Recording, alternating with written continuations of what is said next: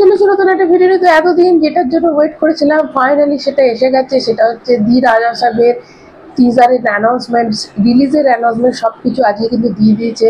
প্রথমে যদি তোমাদের বলি যে পোস্টারটা কেমন হয়েছে, তো পোস্টারটা এক কথায় মানে মারুতি ডিরেক্টর মারুতি সাহেবকে হ্যাটস অফ যে এরম ধরনের একটা পোস্টার রিলিজ করেছে। দেখো প্রথমে ছিল একটা লুঙ্গিওয়ালা পোস্টার, লুঙ্গির উপর শার্ট পরে, এটা ফার্স্ট পোস্টার ছিল। তারপর একটা মোশন পোস্টারের মধ্যে ছিল যেটাতে একটা রয়্যাল চেয়ারের মধ্যে বসেছিল প্রভাস, এবং তারপরে একটা সানগ্লাস পরে একটু বেঁকে যেটা একটা শার্ট পরে ছবি ছিল, তো সেটা ছিল। এবং ফাইনালি যেটা আজকে সকালে পোস্টারটা দিচ্ছে সেটা রয়েছে বেশ একটা দারুণ ফিজিক্স লাগছে, এবং ফিজিক্স যেমন ভালো সেরকম বেশ লিন লুকে লাগছে। পরে অনেকেই বলবে এটা এআই দিয়ে করেছে, তো অনেক কিছু এখনো বলা হবে।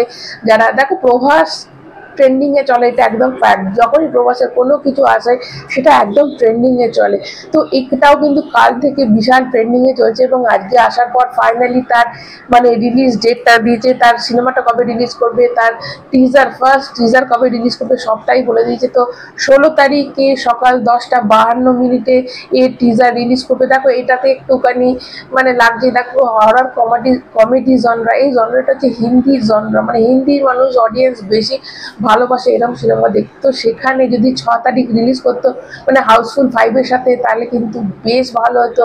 অনেক মানুষ যারা সিনেমাটা দেখতে যাবে হাউসফুল, তারা কিন্তু এটাও দেখতে পেতো। তো ঠিক আছে, যখন ডাইরেক্টর বা মেকার্সরা কিছু ভেবেই নিশ্চয়ই দিয়েছে, তারা অনেক বেশি বোঝে, তো ভালোই, ঠিক আছে 16 তারিখে করেছে। এমনিতেই সিনেমাটা ডিসেম্বরে রিলিজ করছে, তার আগে এখনো 6 মাস হাতে মানে বাকি আছে। তো টিজার এর পরে এলেও কোনো আমাদের ক্ষতি হতো না, কিন্তু যখন এত ভালো ভালো একটা সিনেমা রিলিজ করছে, হাউসফুল 5 রিলিজ করছে, সিতারে জমিন পর রিলিজ করছে, তো তার সাথে যদি এটা দিয়ে দিত তাহলে বেশ ভালো চলতো। আমার মনে হয় সিতারে জমিন পরে হয়তো এটা তাদের ওখানে দিতে পারে, কারণ সিনেমা মানে তার আগে 16 তারিখে রিলিজ করছে। প্রথম মনে হলো 6 তারিখে রিলিজ করবে, তারপর সেই ডেটটা পেয়েছে 16 তারিখ হয়েছে, এবং রিলিজ ডেটটা সেটা বেশ ভালো হয়েছে, সেটা 5 ডিসেম্বর হয়েছে রিলিজ, সিনেমাটা রিলিজ ডেট। এবং এর সাথে কিন্তু অনেক কম্পারিজন আসছে। দেখো গত বছর 5 ডিসেম্বর কোন সিনেমা হয়েছিল, 6 ডিসেম্বর এসেছিল পুষ্পা 2। তো অনেকে যখন পুষ্পা 2 এর ক্ষেত্রে বলেছিল যে এরম টাইমে কেন আসছে, ক্রিসমাসে আসতে পারে বা তারও আগে কোনো পূজার, দিওয়ালি এরম আসতে পারে, কিন্তু কোনো কিছু মানে শোনেনি মেকার্সরা। তারা যে ডেটে ঠিক করেছিল সেই ডেটেই রিলিজ করেছে, এবং রেস্ট ইন হিস্ট্রি। মানে তো যেটা কন্টেন্ট ভালো থাকবে তো সেটা হবে। তো এখানেও রাজা সাহেবের যদি কন্টেন্ট ভালো থাকে, এবং রাজা সাহেবের কন্টেন্ট কিন্তু বেশ ভালো, মানে যে কটা ইউনিক পোস্টার দিচ্ছে, এরকম নয় যে একই ঘটনা যা একই রকম পোস্টার, তা নয়। এই পোস্টারটা ভালো করে লক্ষ্য করলে তোমরা দেখবে যে পোস্টারটাতে লাল রঙের আগুনে ধরা একটা কাপড়কে টানছে, এবং নিচে প্রচুর টাকা পড়ে রয়েছে, এবং একটা পুরনো হাভেলি রয়েছে। হাভেলিটা সেটাই যেটাতে রাজা সাহেব আগের বার বসেছিল একটা রয়্যাল চেয়ারে, তো সেই হাভেলিটাই মনে হচ্ছে একটা পুরনো কোনো হাভেলি, সেখানে অনেক টাকা পড়ে রয়েছে, সেই কিছু টাকা আবার আগুনে ধরে গেছে, তো সেরকম একটা কাপড় ধরে টানছে, বেশ ভালো লাগছে এবং বেশ রোগা লাগছে। এবং এর সাথে কিন্তু যারা হেটার্স আছে তারা বলছে এটা এআই দ্বারা হয়েছে, তো এইগুলো সব কোনো কথাই নয়। লুঙ্গির যে পোস্টারটা ছিল সেটাও বেশ ইউনিক ছিল, এবং সেটারও কিন্তু বেশ রোগা লেগেছিল। দেখো যখন কালকি সিনেমা রিলিজ করছিল, তার আগে কিন্তু কালকি সিনেমাটা রিলিজের আগে অনেকে প্রবাসের ফিজিক্স নিয়ে বলেছিল যে খুব মোটা হয়ে গেছে, এরকম সিনেমা চলবে না, কিন্তু তারপর সেটাও কিন্তু জুন মাসে রিলিজ করেছিল, তার হিস্ট্রি ক্রিয়েট করেছে।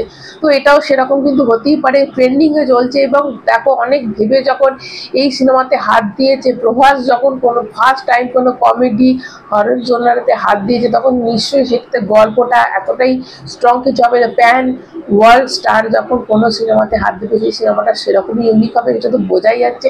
এবং দেখো এর সাথে যে প্রথমে বলেছিল যে 12 তারিখ সিনেমাটা রিলিজ করবে, সেটা না করে 5 তারিখে যে করছে, এটা খুব ভালো করেছে। কেননা 18 তারিখে কিন্তু অবতার রিলিজ করছে, এবং অবতার রিলিজ করলে পুরো ওভারসিজের মার্কেটটা কিন্তু পুরো অবতারের হাতেই চলে যেত। সেক্ষেত্রে প্রবাসের বাইরে মানে ওভারসিজে যে রিলিজ করার শোয়ের সংখ্যা খুব কমে যেত, হলের সংখ্যা কমে যেত। তো এইটা কিন্তু অনেক ভালো হয়েছে যে শোয়ের সংখ্যাটা এবার বেশি পাবে, 2 সপ্তাহ বাদ তার রিলিজ করবে অবতার, তো হাতে কিন্তু অনেকটা সময় পেয়ে যাবে।